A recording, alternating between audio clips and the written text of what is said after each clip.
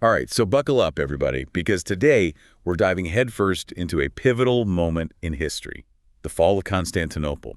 And trust me, you're going to want to hear this. We've got some seriously engaging excerpts from a history podcast lined up. They'll give you that chills down your spine, feeling like you're right there in the thick of it.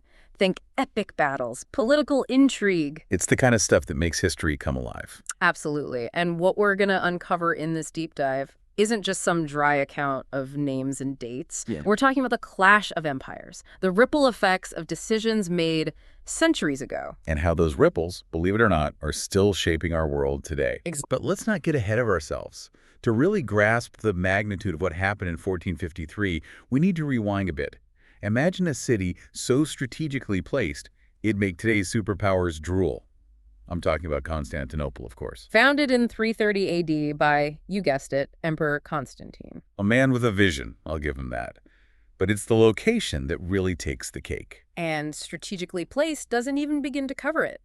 Imagine controlling the world's busiest shipping lane, the lifeblood of trade between East and West. That was Constantinople's position on the Bosporus Strait. Like holding the keys to the internet, but for, spices and silk and all that good stuff back in the day. It was the Silicon Valley of its time, a melting pot of commerce and culture. And let's not forget about those walls, the Theodosian walls. Ah, yes. Those walls were legendary.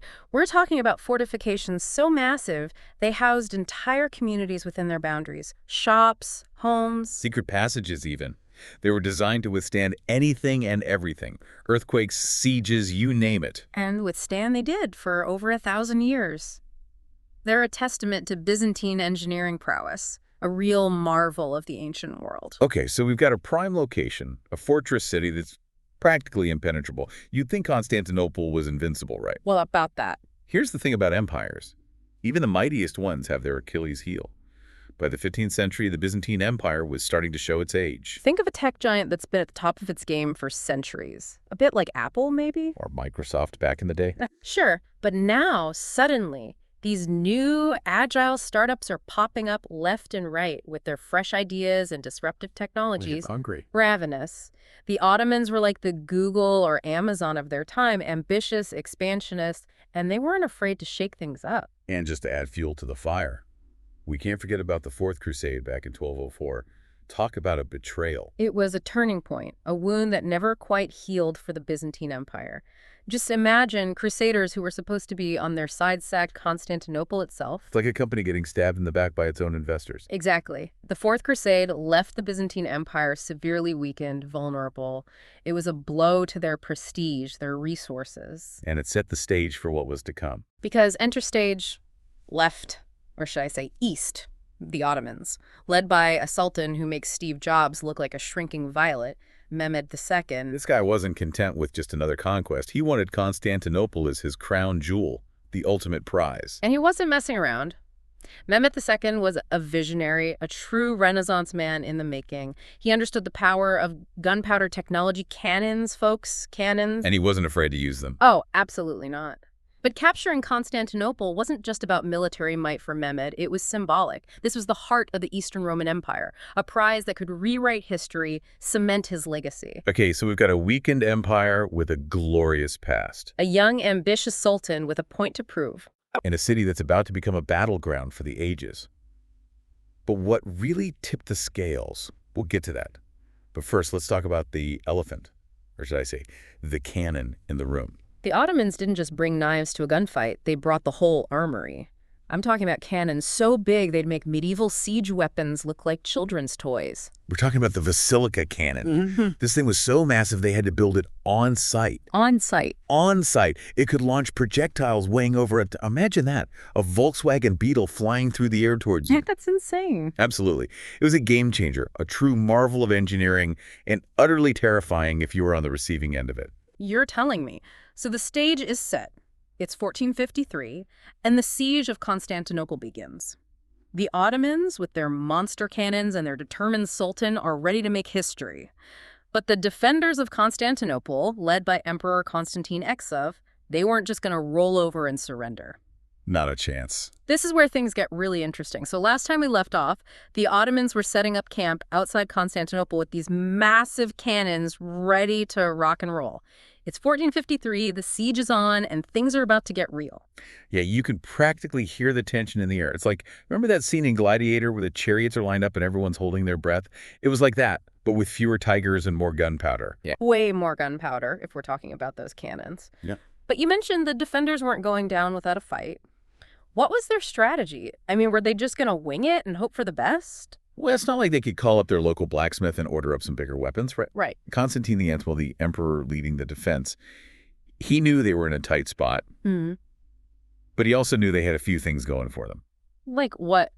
Aside from those awesome walls, I mean. Well, for starters, they had the home field advantage. Okay. They knew the terrain, they had some pretty clever defenses already in place, and they were determined to make the Ottomans work for every inch. Makes sense. But holding off a determined enemy with superior numbers and firepower, that's got to be a tough ask. It was. But the Byzantines, they were known for their resilience, their ingenuity. They had this secret weapon, something the Ottomans weren't expecting. Greek fire. Greek fire? That sounds kind of intense. Oh, it was. Imagine a medieval flamethrower, this combustible liquid that they could launch from ships, setting everything in its path ablaze. That's brutal. It was a game changer in naval warfare for centuries. But they had another trick up their sleeves, the chain beam. A chain. Boom. What's that? Imagine a massive chain, thick as a tree trunk, stretched across the Golden Horn, that narrow waterway that protected Constantinople's harbor. Okay. It was like closing the gate on a medieval castle, keeping the Ottoman ships out of the harbor and away from the city walls. Pretty smart. Right. But Mehmed II, he wasn't one to be easily deterred. Remember, this guy was a strategist, and he brought his A-game. So what did he do? Find a really big pair of bolt cutters. He did something even more audacious. He had his engineers literally haul ships overland, bypassing the chain boom entirely. Wait, they drag their ships over land? Yep. Imagine the logistical nightmare, the sheer manpower it took to pull that off. But it worked. Talk about a power move. Seeing those Ottoman ships just appearing in the Golden Horn must have been demoralizing for the defenders. Oh, absolutely. It would have been like, imagine you're playing chess and your opponent suddenly pulls out a move you've never seen before. It completely changes the game. So what happened next? Did Constantine just throw in the towel? He fought to the bitter end. Even with the odds stacked against them, Constantine rallied his remaining troops and made his last stand. Like a true emperor. There are even legends that say he cast aside his imperial regalia, grabbed a sword, and charged into battle alongside his men. Wow. What a way to go out. It's a poignant moment in history, really. The fall of a city, the end of an era. But what makes the fall of Constantinople so fascinating isn't just the battle itself, but what it represents, the sweeping changes that were already reshaping the world. So are we talking about the Renaissance now? So the Ottomans take Constantinople, Mehmed gets his prize, and Peki.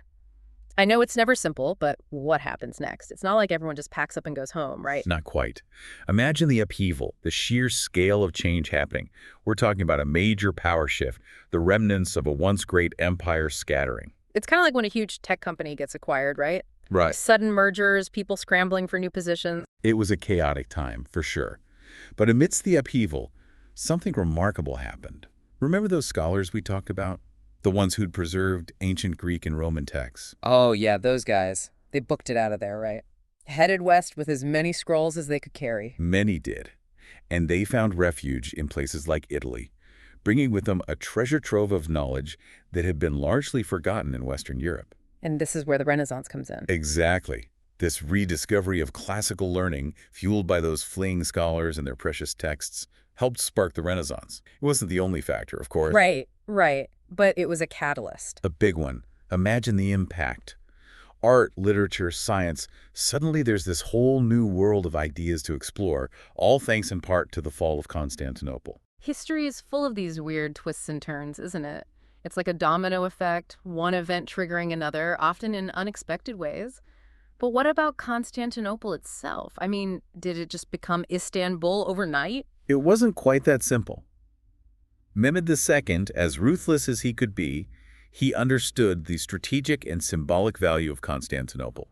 He wanted to make it the shining jewel of his empire, not destroy it. So he went full-on city planner, rebranding, renovations, the whole 9 yards. He did. He poured resources into rebuilding infrastructure, constructing mosques and markets. He even invited people of different faiths and backgrounds to settle in the city, aiming to create a diverse and thriving cultural hub. It's kind of poetic when you think about it. This city, the heart of the Byzantine Empire for over 1,000 years, now transformed into the capital of the Ottoman Empire. Talk about a changing of the guard.